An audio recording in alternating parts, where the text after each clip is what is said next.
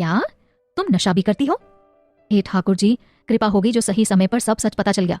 शीला ऊपर देखते हुए बोली और उसने एक नजर अर्पिता की ओर देखा और बोली, तुम मेरे बेटे के साथ इसलिए हो ना कि वो तुम्हारी सारी जिम्मेदारी उठाता है?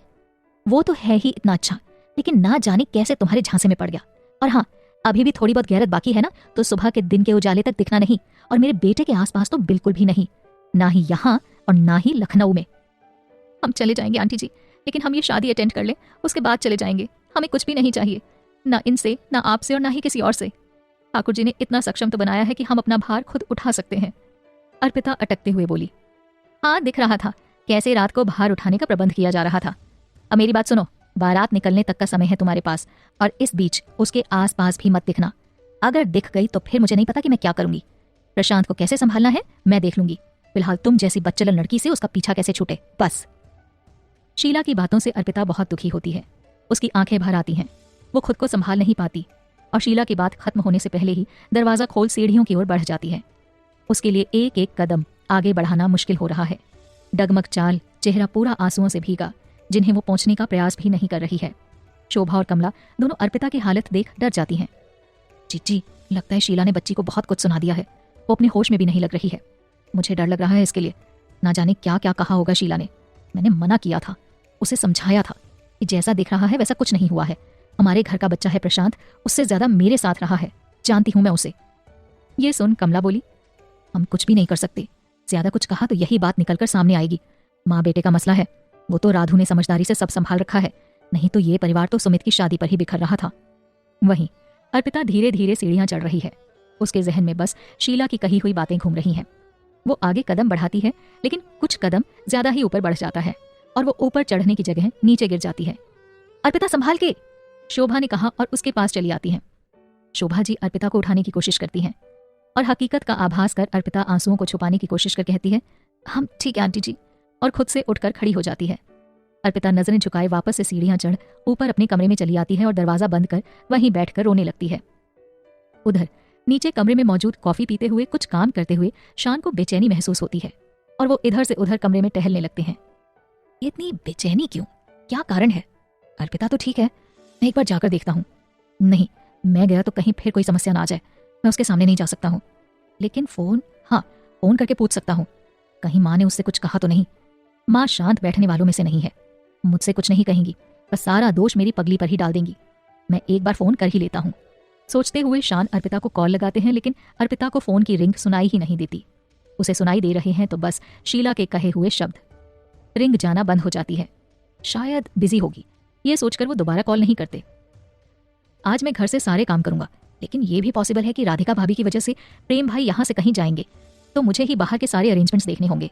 सोचते हुए शान उदास हो गए। इतने में दिन निकल आता है और ढेर सारे काम होने के कारण बिन शोभा से बातचीत किए और बिन नाश्ता किए ही शान घर से बाहर निकल जाते हैं। वहीं अर्पिता अपने कमरे से बाहर नहीं निकलती। सुबह के 8 बज चुके हैं। प्रेम, नमन, प्रीति, सुमित, स्नेहा ये सभी अभी तक सो ही रहे हैं। कोई भी बाहर निकलकर नहीं आया। शोभा और कमला दोनों इस बात से हैरान हो जाती हैं कि अभी तक ये लोग उठे क्यों नहीं।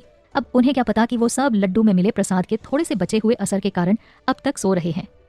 कुछ देर बाद सभी उठकर अपना सर पकड़ते हुए बाहर आते हैं और आते ही चाय की मांग करते हैं। शोभा चाय बनाकर लेकर आती है, जिसे सभी पीते हैं और कहते हैं, आज चाय का स्वाद अलग है। शोभा, हाँ क्योंकि अर्पिता दूसरे कामों में बिजी है तो मैं ही बनाकर ले आई। इतना कहकर शोभा वहां से चली जाती है। प्रेम जी राधिका के पास जाकर धीरे से बोले, सर अभी भी भारी है, ऐसा लग रहा है कल कुछ ऐसा खाया है जिससे नशा हुआ हो। राधिका हंसते हुए मजाक में बोली, हाँ कल जो लड्डू खाए ना वो भांग वाले होंगे। प्रेम जी तभी सर फट रहा है। ये बात सुन चित्रा सोचते हुए बोली, शायद तुम सही कह रही हो राधु, क्योंकि कल अंकल की दुकान पर एक व्यक्ति आया था भोलेनाथ जी के प्रसाद वाले लड्डू लेने। हो सकता है गलती से बदल गया हो। अब मैंने तो कल खाया नहीं, सो मुझे इस बारे में नहीं पता। क्या? चित्रा की बात सुन प्रेम और राधिका एक दूसरे की ओर देख हैरानी से बोले। वहीं अपने कमरे में मौजूद अर्पिता अपने बहते बहते आंसुओं को पोंछते हुए सोचती है, अगर हम यूं ही कमरे में बैठे रहे तो सब आंटी जी से सवाल करेंगे, और वैसे भी एक बार अपने जीजू को दूल्हे के वेश में देख लें, फिर हमें यहाँ से इन सबसे दूर बहुत दूर जाना होगा, इतना कि कोई हम तक कभी ना पहुंच पाए। शान की अर्पिता को शान से दूर जाना होगा। सोचते हुए वो उठती है और स्नान वगैरह कर चेहरे से झलक रही परेशानियों को छुपाने में कामयाब हो नजरें झुकाए नीचे चली आती है और सबसे कटते हुए एक दूरी बनाकर खंबे के सहारे अलग खड़ी हो जाती है और सभी को एंजॉय करता देख मुस्कुराने लगती है। देखते हुए ही वो ख्यालों में खो जाती है। वो देखती है परमजीत दूल्हा बने हुए खड़े हैं। प्रशांत, प्रेम, सुमित तीनों मिलकर खूब एंजॉय कर रहे हैं और वो तालियां बजा रही है कि तभी शान उसकी ओर देखते हैं और उसके पास आकर कहते हैं, अप्पू बहुत एंजॉय कर रही हो नहीं? तो अप्पू अब तुम्हारी बारी, कुछ ऐसा करो जो सबके लिए तुम्हारी प्रस्तुति हो मेरे लिए। अर्पिता, और आपके लिए क्या शान? शान, तुम जानती हो? हमें नहीं पता। पक्का? ये सुन अर्पिता शरारत से, नहीं। ठीक है, फिर मुझे कुछ नहीं कहना, कहकर चुप हो प्रेम जी के पास जाकर खड़े हो जाते हैं।